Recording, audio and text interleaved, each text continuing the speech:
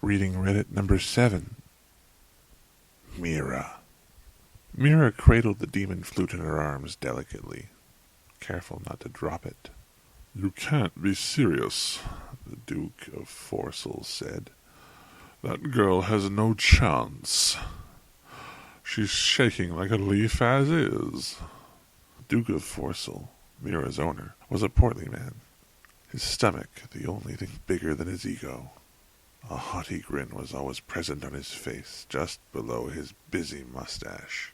The rumor among the other nobles was that it had once been his pet ferret that died years ago.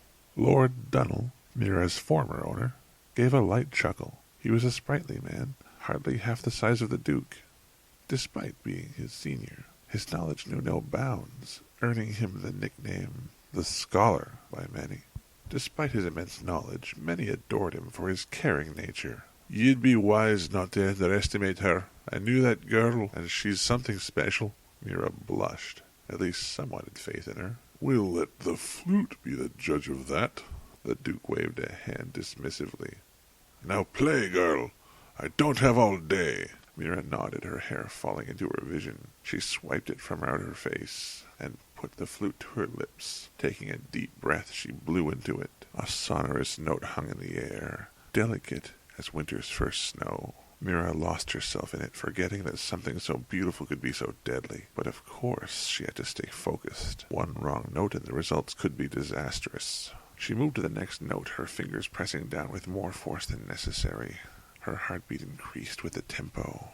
The demon flute was notorious for some keys malfunctioning while playing, and as Mira transitioned the accelerando, she was brimming with fear. A million worries crept into her conscience, blurring her memory.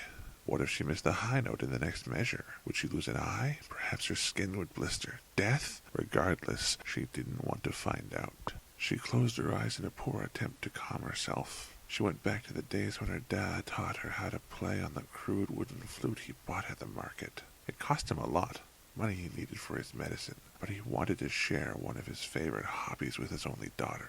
And in deep down, she was pretty sure it made him feel a little better, right up to the very end. She remembered when he passed, how he attempted to sell her skills on the street. She got enough to get her daily bread, but her luck was running out.